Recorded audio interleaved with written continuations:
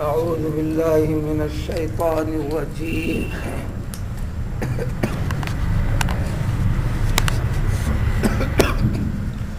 إن ربك يعلم أنك تقوم أدنى من ثلثي الليل ونصفه وثلثه وطائفة من الذين معك والله يقدر الليل والنهار علم أن لم تحصوه فتاب عليكم فاقرؤوا ما تيسر من القرآن علم أن سيكون منكم مرضى وآخرون يضربون في الأرض يبتغون من فضل الله.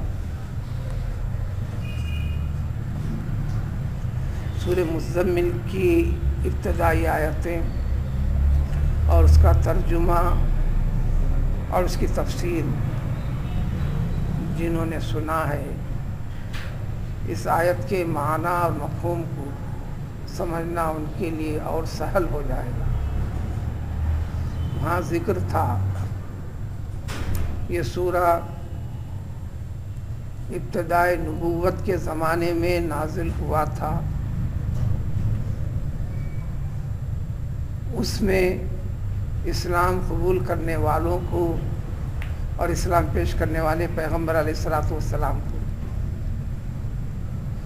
اللہ تعالیٰ نے رات کی نمازیں فرض قرار دی تھی.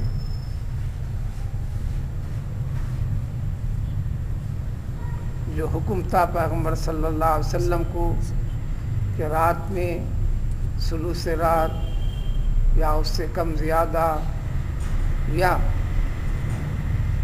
آدھی رات سے زیادہ یا اس سے کم اختیار دے دیا تھا وقت کا اور نماز پڑھنے کا حکم دیا تھا. نماز میں جو قرآن نازل ہوا تھا جب تک اس قرآن کی تلاوت کا بھی حکم تھا. نماز میں اطمینان کے ساتھ قرآن پڑھو کہ ہر حرف وضاحت کھلا کھلا زبان سے نکلے اور واضح ہو. قرآن اس کے حقائق کو سمجھنے والا قرآن میں تیزی پیدا نہیں کرتا. جو تیزی پیدا کرتے ہیں قرآن کی قراءت سے متعلق وہ معلومات نہیں رکھتے، قرآن کو بگاڑتے ہیں.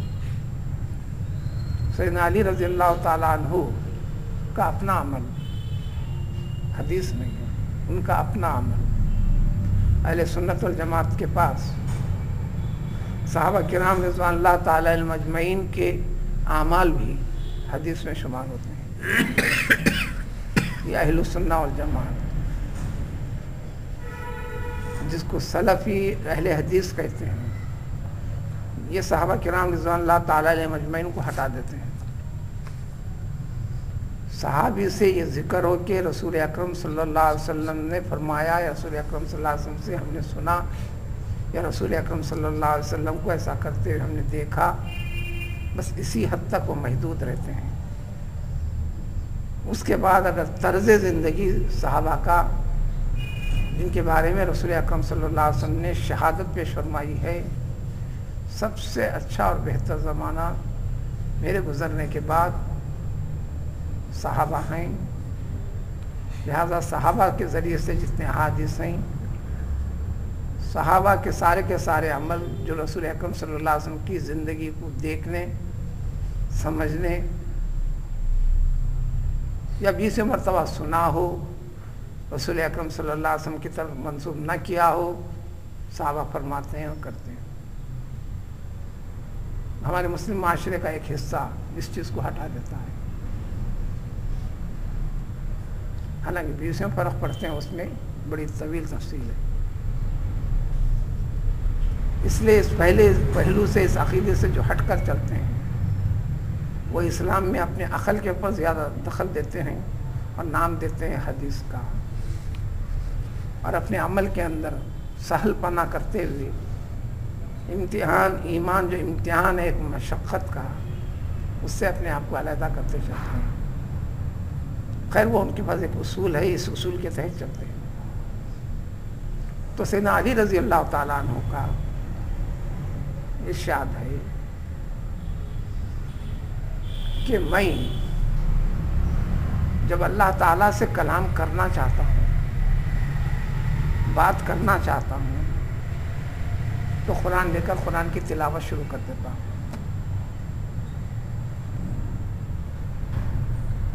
تو قرآن کا مرتبے کو سمجھنے کے لیے، جبکہ حضور صلی اللہ علیہ وسلم کا ارشاد ہے صحابہ کی زندگیوں کو دیکھو، کسی ایک کی زندگی کو بھی اختیار کر لو گے تو تمہیں دین کیا ہے، دین صحیح کیا ہے، دینداری صحیح کیا ہے، تمہیں مل جائے گی، تم ہدایت یافتہ پہلاؤ گے.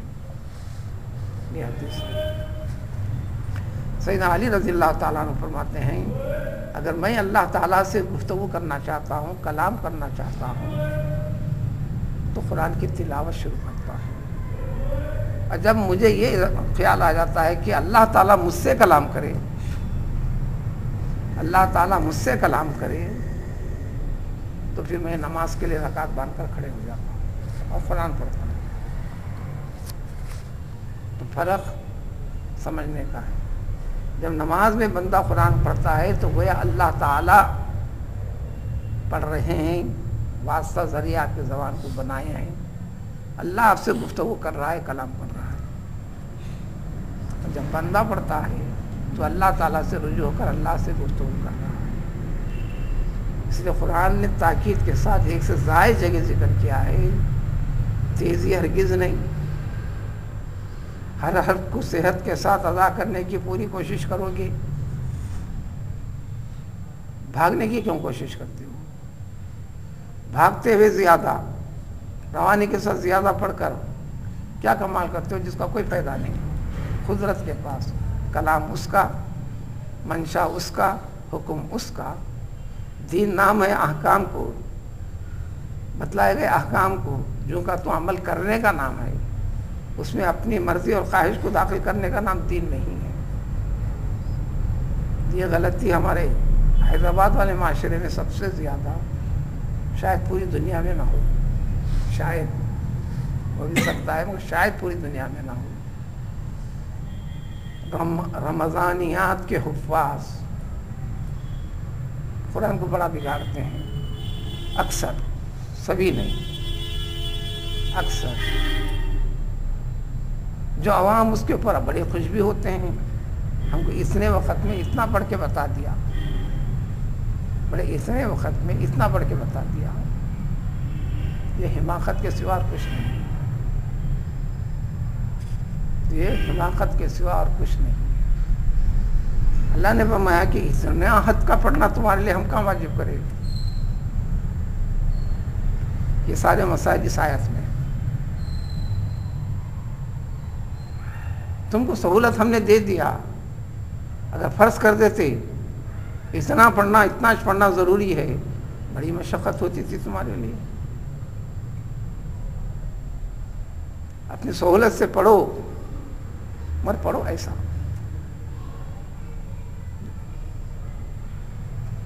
اور دین میں چیز واضح ہے، پڑھنے، نماز پڑھنے، نیک کام کرنے سے پہلے تک وسوسوں کے ذریعے سے شیطان رکاوٹ پیدا کرتا ہے. اور جب پھر بھی وہ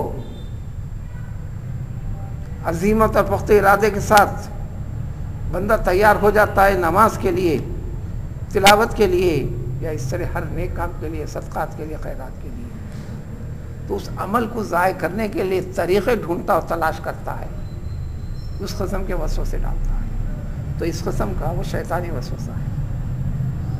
مختصر یہ کہ ابتداء اسلامیہ کہو، اللہ تعالیٰ نے رات کی نماز پیغمبر صلی اللہ علیہ وسلم پر اور اس وقت کے جتنے ایمان لائے تھے ان تمام کے اوپر فرض قرار دے دیا.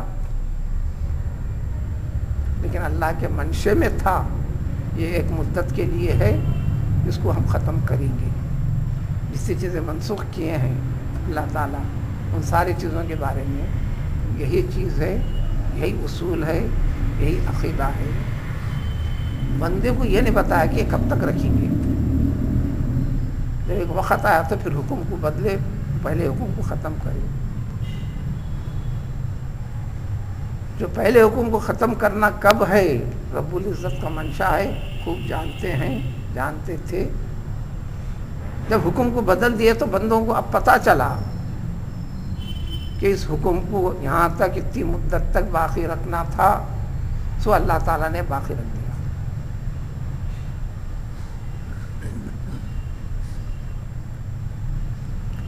یہ عمل فرضیت کا راتوں کی نمازوں کا، جبکہ ابھی 5 نمازیں فرض بھی نہیں ہوئی تھی، اس سے پہلے کی زندگی پورے 1 سال 8 مہینے تک چلا،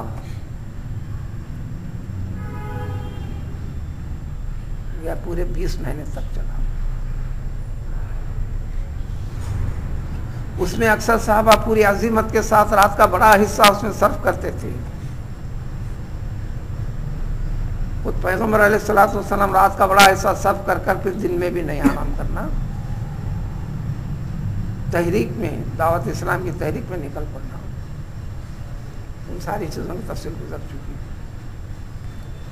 نتیجے میں پیغمبر صلی اللہ علیہ وسلم کے کھڑے کھڑے پاؤں میں سوجن آتی تھی۔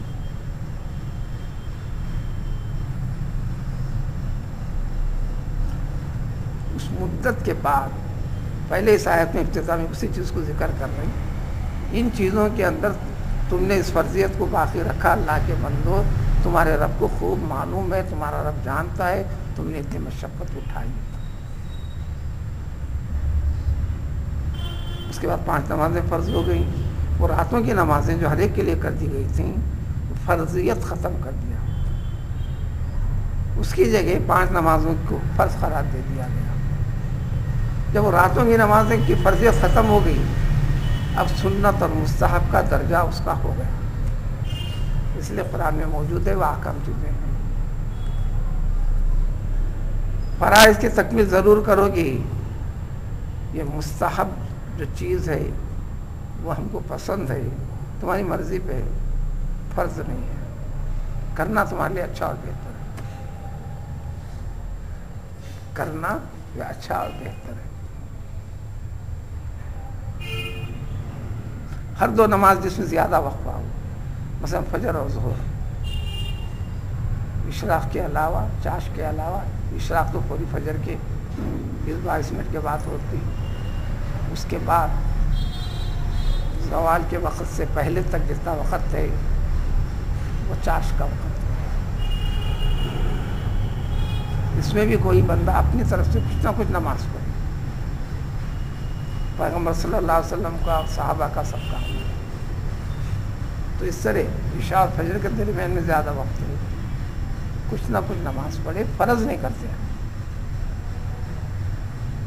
تمہارے رب کو پسند یہی ہے، اور ایسا انسان تمہارے رب کا سب سے زیادہ قریب ہے۔ تو اس آیت میں اس کی فرضیت کو ختم کر کرنے کا تذکرہ، پھر اللہ کے سہولت عطا کرنے کا تذکرہ، اب قرآن کی حد مقرر کیے بغیر تم اطمینان کے ساتھ جتنا پڑھ سکتے ہو اتنا پڑھنے کا تذکرہ۔ اب فقہ کا مسئلہ ہے، اللہ نے تو کہہ دیا کہ تم اپنی سہولت کے ساتھ پڑھو نماز کو، نماز میں قرآن کو، تو نماز میں قرآن کا پڑھنا فرض ہے۔ کتنا پڑھنا؟ پورا پڑھو۔ حضرت سعید بن جبیر رضی اللہ تعالیٰ عنہ سید التابعین ہیں، خانہ کعبہ کے اندر ہر رکعت میں پورا قرآن پڑھتے تھے۔ ائمہ 4 میں سے امام شافعی رحمۃ اللہ علیہ کے متعلق کی زندگی بھی بتاتی ہے، امام اعظم ابو حنیفہ رحمۃ اللہ علیہ کی زندگی بتاتی ہے، اپنی تمام زندگی روزانہ رات میں پورا کا پورا قرآن تکمیل ختم کرتے تھے۔ صحابہ میں عثمان غنی رضی اللہ تعالیٰ عنہ کی سیرت، جن کے بارے میں ذکر نہیں ہے، وہ روایت میں نہیں ہے، ان کے اعمال تھے، پورا قرآن نماز میں روزانہ پڑھتے، پھر دن میں بھی قرآن کو دیکھ کر پڑھتے۔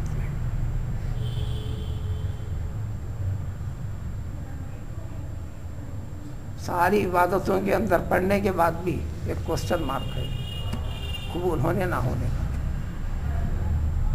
لیکن کلام پاک کی تلاوت کو قبولیت کا قطعی اعلان ہے۔ قبولیت کی قطعیت کا اعلان ہے۔ نماز آپ نے پڑھی، ہو گئی، ادا ہو گئی، آپ کو دوبارہ پڑھنا نہیں ہے وہ نماز، لیکن وہ نماز ہوئی ہے، مقبول ہے یا مردود ہے، کوئی عالم بھی فتویٰ نہیں دے سکتا، کسی کو اس قسم کی ذات اللہ نے پیدا ہی نہیں کیا کہ تیرا عمل قبول ہو گیا، تیری عبادت قبول ہو گئی، یہ فیصلہ دینے کی طاقت کسی میں نہیں۔ اس لیے امید کرو کہ قبول ہوگی، خطا کو دور کرنے کے لیے کرو، نمازوں کی خطاؤں کو دور کرنے کے لیے جتنے نفل زیادہ پڑھو گے نماز کی قبولیت یہ آئے گی۔ چنانچہ آج کا ترجمہ ہے، 20 مسائل ہے اس کے اندر۔ یقیناً آپ کا رب کو پتہ ہے، یعنی ایمان والے بندوں سے اللہ کا خطاب ہے، تمہارا رب خوب جانتا ہے، یعنی معلوم ہے کہ انک تقوم ادنا، کہ تم راتوں میں نماز میں کھڑے ہوتے ہو رات کے 2 ثلث سے کم، کبھی نصف رات، کبھی ثلث رات۔ جو حکم تھا یہ کیا ہے پیغمبر صلی اللہ علیہ وسلم۔ اسی طریقے سے وطائفۃ من الذین معک، وہ تمام کے تمام صحابہ کرام رضوان اللہ تعالی علیہم اجمعین بھی جو آپ کے ساتھ ہیں، انہوں نے بھی اس حکم کی تعمیل کی، تکمیل کی، اس کے لیے مشقت اٹھائی، مشقت جھیلی، نفس کے اوپر دباؤ ڈال کر حکم خداوندی کی تعمیل کی۔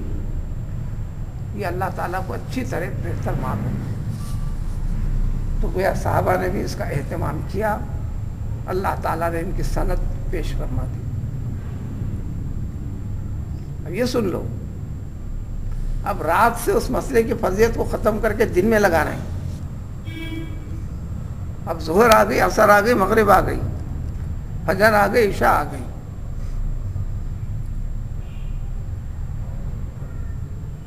تو اللہ یقدر اللیل والنہار، اللہ تعالیٰ ہی رات کو بنانے والے، دن کو بنانے والے، یہ اللہ ہی ہیں، یہ اللہ کا اختیار ہے، احکام کو یہ کرتے ہوئے تمہارے لیے کر دیا گیا ہے۔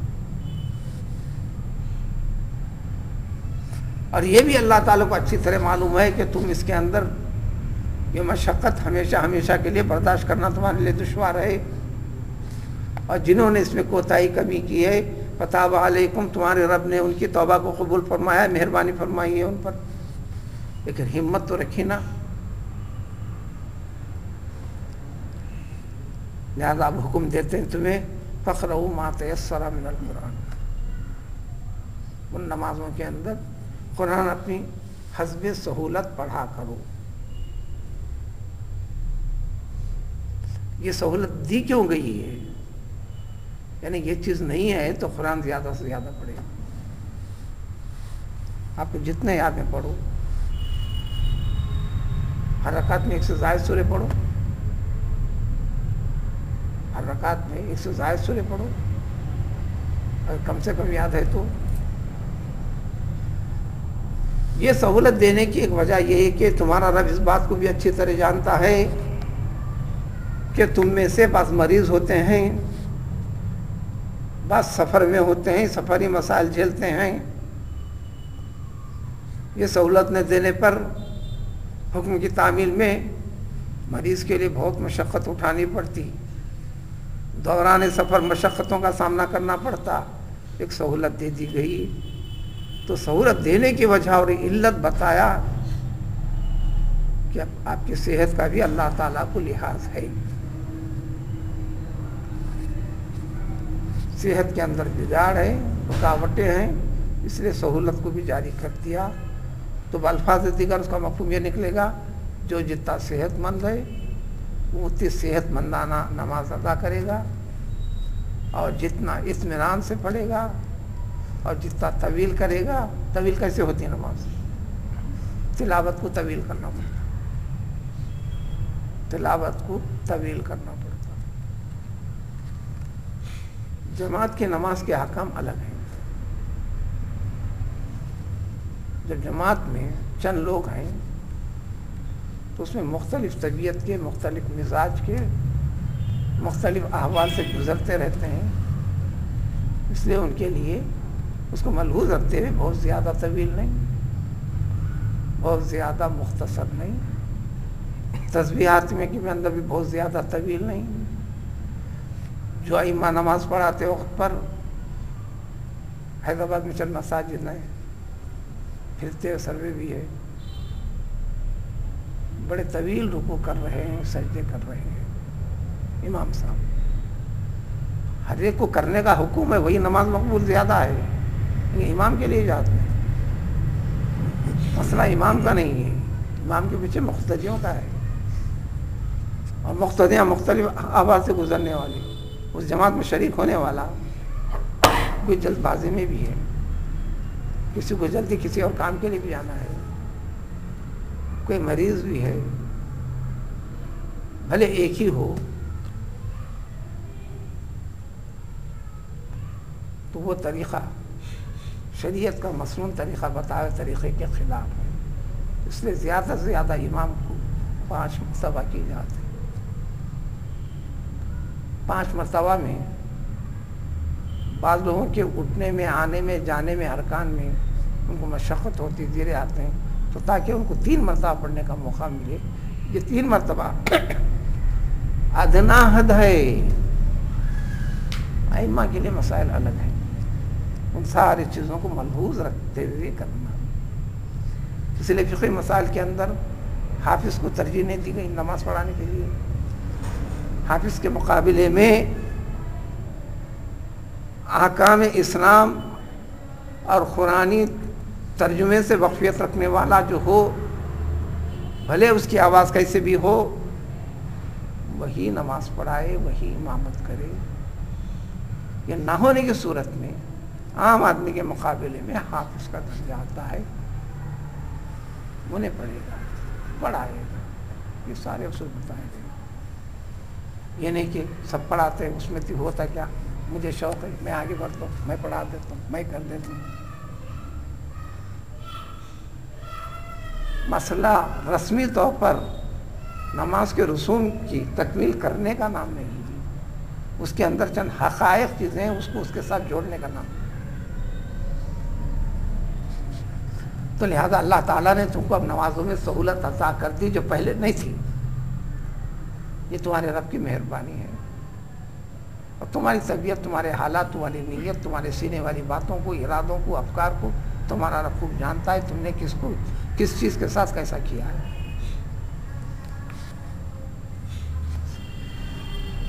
نیز بعض لوگ سفر میں ہوتے ہیں، مسلمان کا معاملہ، کمائی سب اسلامی طریقے سے، فکر سے، اس طریقے سے جو کرتا ہے، اللہ نے فرمایا کہ یبتغون من فضل اللہ، یہ اللہ کے فضل کو تلاش کرنے کے لیے پھر رہے ہیں، اس لیے معاملات میں، کاروبار میں، تجارت میں ذری بدیانت اللہ، تو فضل اللہ نہیں رہا، فضل الشیطان ہوا، لہذا اس میں برکت نہیں ہوئی۔ اور وہ زمانے کی زندگی جو اسلام کی ابتدا میں مکہ فتح ہونے تلک نماز جس طرح فرض ہے، جہاد فرض تھی، اس کی فرضیت کو ختم کی، جہاد ختم نہیں کی۔ فرضیت کا مطلب ہر ایک پر انفرادی طور پر فرض تھا، صرف لنگڑے لولے اندھے کے اوپر استثناء تھا، وقتیہ طور پر جو بیمار پڑا ہے اس سے استثناء تھا۔ جب جہاد کا حکم ہو گیا، بلانے کی ضرورت نہیں، اعلان ہوتے خود بخود آنا لازم، ضروری، فرض،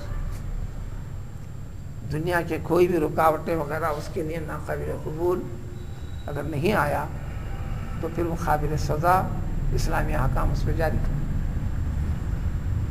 مکہ جب فتح ہو گیا، اسلام کا ایک مرکز بنا، اس جہاد کو قیامت تک فرض رکھا، فرض کفایہ میں رکھا، فرض عین ختم کر دیا۔ حضور صلی اللہ علیہ وسلم نے فرمایا اب ہم جہاد اصغر سے فارغ ہو گئے، جہاد اکبر قیامت تک باقی، یعنی اسلامی احکام، طرز اسلام، اسلامی قوانین کے اوپر اپنی زندگی، اٹھنے پھرنے، چلنے پھرنے، ان ساری چیزوں کو اہتمام کرنا، یہ سب سے بڑا جہاد۔ جب جہاد ہے مشقت کا کام ہے، پھر مشقت کو ہٹانے کا کام جہاد سے منہ چرانا ہوا، میں بعد میں کر لوں گا، جماعت چھوڑوں گا، پڑھوں گا نماز بعد میں پڑھ لوں گا، کیا ضروری ہے مجھے جماعت کے ساتھ۔ یہ بات بھی ایک سے زائد مرتبہ بتائی گئی، وقت پہ پڑھنا نماز ادا ہے، وقت پہ نماز جماعت کے ساتھ پڑھنا ادائے کامل ہے، یہ شرعی اصطلاحات ہیں۔ نماز کے وقت میں نماز کو بغیر جماعت کے پڑھنا ادا تو ہے، خاسر ہے، قصور کے ساتھ، کمی کے ساتھ، اس لیے کہ نماز شریعت قرار پائی ہے جماعت کے ساتھ ہی۔ جبریل علیہ السلام نے جماعت قائم کر کے رسول اکرم صلی اللہ علیہ وسلم کو تربیت دی اللہ کے حکم پر۔ رسول اکرم صلی اللہ علیہ وسلم نے بھی جماعت کے ساتھ پڑھا کر ہی ساری امت کو تعلیم دی۔ سستی اور کاہلی پر جماعت کو ترک کرنا، غفلت کرنا، اس کی مذمت بھی بتلائی، مذمت میں یہاں تک بھی بتلائی کہ یہ اس قدر سزا کے مستحق ہے، میرا جی چاہتا ہے لیکن اللہ کا حکم نہیں، میں نہیں کر رہا۔ ادھر جماعت کے لیے کسی کو نماز کے لیے مصلی پہ ٹھہرا کر دوں،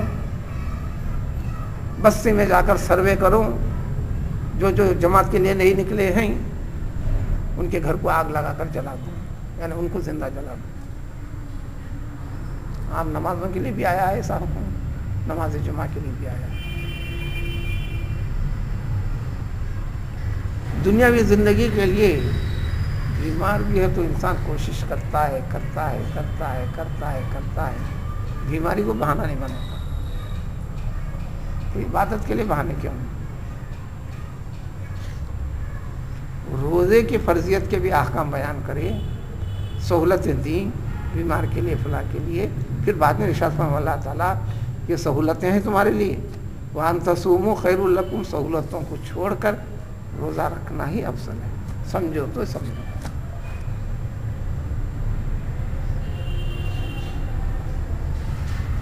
کھا کے پی کے بیمار ہو رہا تو روزہ رکھنے سے وہ بیماری بڑھ رہی، سہولت دی آپ کو، پھر اور بڑھے گی۔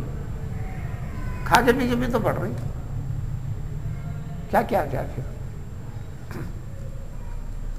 تو لہذا جب جہاد فرض تھا تو اس لیے سہولت کے دینے کی وجوہات میں سے کہ یہ ہے کہ اس وقت اللہ کی راہ میں لڑنے کے لیے بھی نکلنا پڑتا ہے، یعنی جہاد کے لیے، اس لیے بھی سہولت دے دی گئی۔ پھر تاکید کرتے ہیں وَقْرَؤُوا مَا تَيَسَّرَ مِنْهُ، دیکھو جتنی سہولت ہے اطمینان کے ساتھ قرآن پڑھو تم نماز میں۔ پھر تاکید فرما دی اقیموا الصلاۃ، نماز کا بڑا اہتمام کرو، وآتوا الزکاۃ، زکات دو۔ واقع معراج میں 5 نمازیں فرض ہوئیں، اس سے پہلے بھی نمازوں کا حکم اس طریقے سے تھا، تو گیا ہجرت سے 3 سال پہلے کی بات ہے۔ اس ضمن میں اس آیت میں زکوٰۃ کا بھی حکم ہے، وآتوا الزکاۃ، زکات دو، جبکہ زکوٰۃ فرض ہوئی 2 ہجری میں،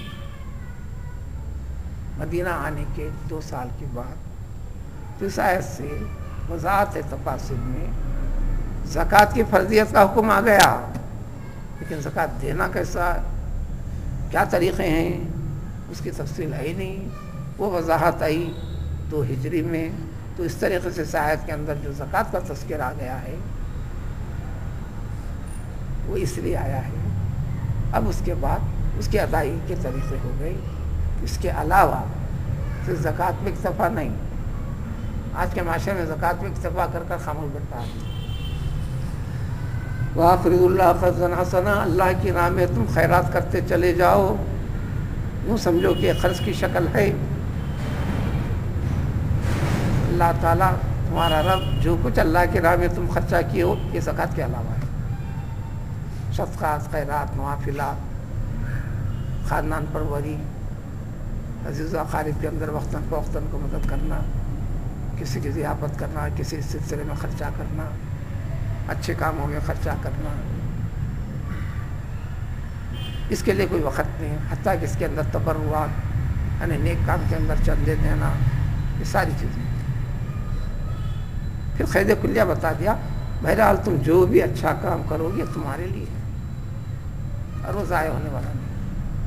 ہر چیز کو اللہ تعالیٰ کے پاس تم پالو گے، ریٹرن ہونے والا ہے. اور جب وہ ریٹرن ہوگا تمہارے اندازے سے زیادہ ہو، وخیر سب سے اچھا،